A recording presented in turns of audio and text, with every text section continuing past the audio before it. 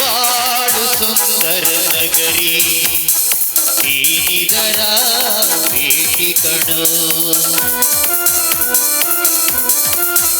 ನಿಂತಾಗ ಬುಗುರಿಯಾಟ ಎಲ್ಲರೂ ಒಂದೇ ಓಟ ಕಾಲ ಕ್ಷಣಿಕ ಕಣೋ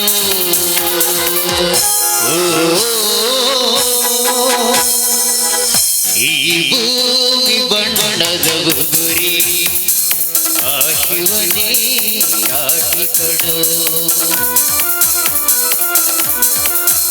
ಈ ಬಾಳು ಸುಂದರ ನಗರಿ ಇದರ ಭೇಟಿ ಕಣೋ. ಹೌದು, ಬಹಳ ಚೆನ್ನಾಗಿ ಬರೆದಿದ್ದಾರೆ. ಯಾವ ಪುಣ್ಯಾತ್ಮನೋ ಏನೋ, ಇನ್ಯಾರೋ ಸುಂದರವಾಗಿ ಹಾಡಿದ್ದಾರೆ. ಈ ಬಾಳು ಸುಂದರ ನಗರಿ ಯಾರ ಪಾಲಿಗೋ ಗೊತ್ತಿಲ್ಲ, ಆದರೆ ಈ ಲಾರಿ ಡ್ರೈವರ್ ಮಯೂರನ ಪಾಲಿಗಂತೂ ಇದು ಬರಡು ಭೂಮಿ. ಹೌದು, ಚಿಕ್ಕಂದಿನಿಂದಲೂ ಯಾಕೆ ನನ್ನನ್ನೇ ಬೆನ್ನತ್ತುತ್ತಾ ಇದೆ ಈ ಸಂಕಷ್ಟಗಳು ಅಂತ. ಚಿಕ್ಕ ವಯಸ್ಸಿನಲ್ಲಿ ತಾಯಿಯನ್ನು ಕಳ್ಕೊಂಡೆ, ಗಣೇಶ ಚತುರ್ಥಿ ದಿನ ತಂದೆನ ಕಳ್ಕೊಂಡೆ. ಹೌದು, ಹಬ್ಬಕ್ಕೂ ನನಗೂ ಆಗ್ಬರಲ್ಲ. ನಾಗರ ಪಂಚಮಿಯ ದಿನ ನನ್ನ ಮುದ್ದಿನ ತಂಗಿ ನನ್ನನ್ನು ಬಿಟ್ಟು ಹೋಗ್ಬಿಟ್ಲು. ಏಕಾಂಗಿಯಾಗಿ ಬದುಕು ಸಾಗಿಸ್ತಾ ಇರುವಾಗ ಯಾಕೆ ನನ್ನನ್ನೇ ಹುಡ್ಕೊಂಡು ಬರ್ತವೆ. ಅಲ್ಲ, ಅದೊಂದು ದಿನ ಆ ಚಿರಾಗ್ ಮತ್ತು ಶ್ರೀನಿಧಿ ಬೈಕ್ ಮೇಲೆ ಹೋಗ್ತಾ ಇದ್ರು. ನಾನು ಡ್ಯೂಟಿ ಮುಗಿಸಿ ಮನೆಗೆ ಬರ್ತಾ ಇರುವಾಗ, ನಾನು ಬೈಕ್ನಲ್ಲಿ ಹಿಂದಿನಿಂದ ಹೋಗ್ತಾ ಇರುವಾಗ ನೋಡಿದೆ ಆ ಶ್ರೀನಿಧಿಯ ವೇಲು ಅವರ ಬೈಕಿನ ಹಿಂದಿನ ಟೈರ್ ಹತ್ರ ಹೋಗ್ತಾ ಇತ್ತು.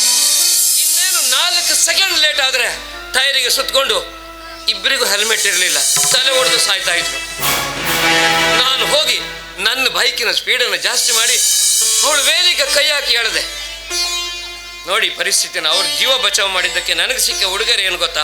ಸುತ್ತಮುತ್ತಲಿನವರೆಲ್ಲನೂ ಸೇರಿಸಿ ಆ ಶ್ರೀನಿಧಿ ನನ್ನನ್ನು ಅವಮಾನ ಮಾಡ್ಲಿಕ್ಕೆ ಬಂದ ಈ ಮಯೂರ ಅಂತ ಎಲ್ಲರ ಹತ್ರ ನನ್ನ ಧರ್ಮದೇಟ್ ಹಾಕಿಸ್ಬಿಟ್ಟು. ಬೇಕಿತ್ತ ನನಗಿದು, ಆದರೆ ಅದು ಯಾಕೋ ಏನೋ ಆ ವಿಧಿ ಯಾಕೆ ನನ್ನ ಜೀವನದಲ್ಲಿ ಆಟ ಆಡ್ತಾ ಇದ್ದಾರೆ ಅಂತ ಗೊತ್ತಿಲ್ಲ. ನನಗೆ ಯಾಕೋ ಕೆಟ್ಟ ಬುದ್ಧಿ ಬಂತು ಅಂತ ಅನಿಸ್ತದೆ. ಅವಳ ಮೇಲೆ ಸೇಡ್ ತೀರಿಸ್ಕೋಬೇಕು ಅಂತ ಮಾಡಬಾರದು ಕೆಲಸ ಮಾಡಿಬಿಟ್ಟೆ. ನಾನು ಒಪ್ಕೋತೀನಿ, ಸಮಯ ಸಾಧಿಸಿ ಆ ಶ್ರೀನಿಧಿ ಶೀಲ ಕೆಡಿಸ್ಬಿಟ್ಟೆ. ಇದನ್ನು ಮಾಡಿದವನು ನಾನೇನಾ ಅಂತ ನನಗೆ ಸಮಸ್ಯೆ ಆಗ್ತಾ ಇದೆ. ಏನು ಮಾಡಲಿ, ಈ ಮಯೂರನ ಬದುಕು ಅದು ಎಲ್ಲಿಗೆ ಹೋಗುತ್ತೋ. ಆ ಬಣ್ಣದ ಬುಗುರಿ ನನಗಿನ್ನು ಯಾವ ಬಣ್ಣ ಎರಚುತ್ತೋ ಗೊತ್ತಿಲ್ಲ. ಇರಲಿ, ನೋಡೋಣ.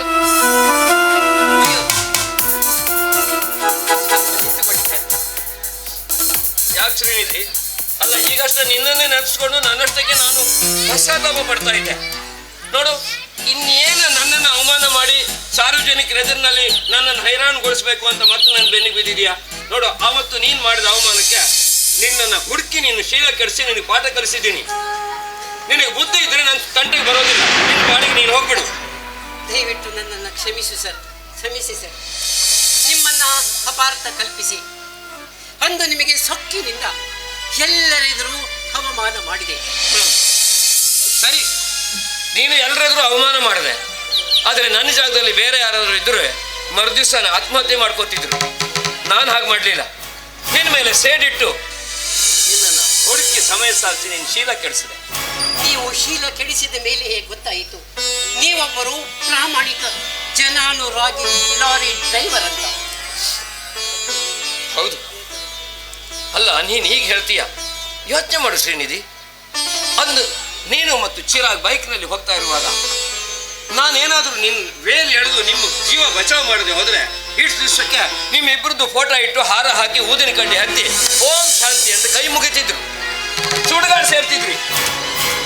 ನಾನು ಮಾಡಿದ್ದಕ್ಕೆ ಸರಿಯಾಗಿ ಪ್ರಾಯಶ್ಚಿತ್ತ ಮಾಡಿಬಿಟ್ಟೆ. I am so sorry sir. ಆದರೆ ಇಷ್ಟು ಚಿಕ್ಕ ವಿಷಯಕ್ಕೆ ನನ್ನ ಶೀಲ ಹಾಳು ಮಾಡಿದ್ದು ನಿಮ್ಮ ಮನಸ್ಸಾಕ್ಷಿಗೆ ಸರಿ ಅನ್ಸುತ್ತಾ? ನೋಡು, ನಾನು ನಿನ್ನ ಶೀಲ ಕೆಡಿಸಿದ್ದು ಚಿಕ್ಕ ವಿಷಯ ಅಲ್ಲದೆ ಇರಬಹುದು.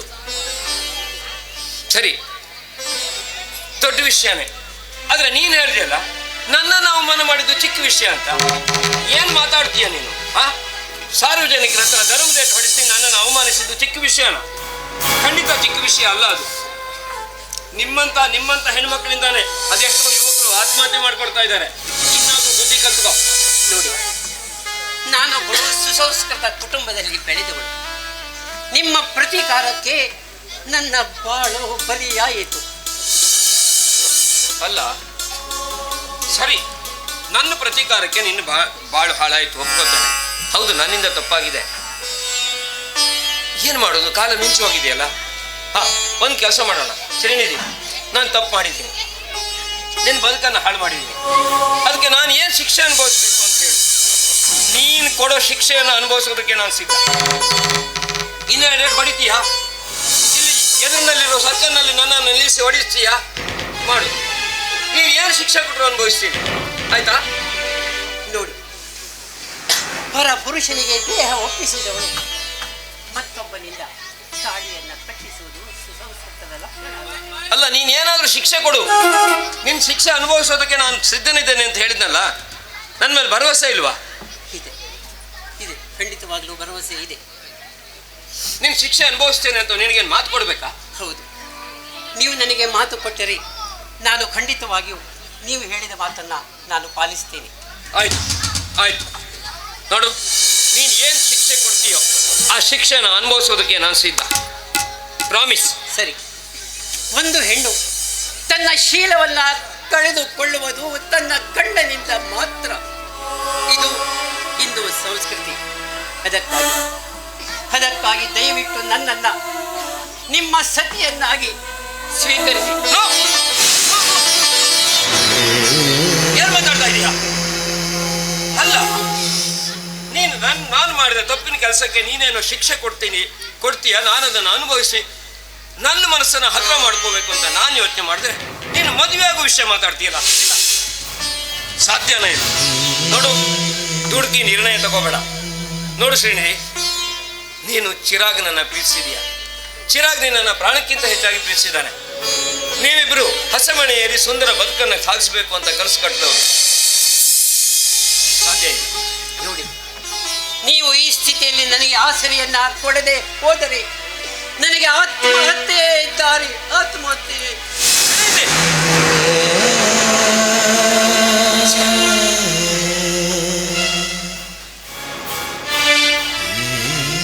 ಹೌದು, ನೀನು ನನ್ನ ಹತ್ರ ನಿನ್ನನ್ನು ಮದುವೆ ಆಗಬೇಕು ಅಂತ ಹೇಳ್ತೀಯ.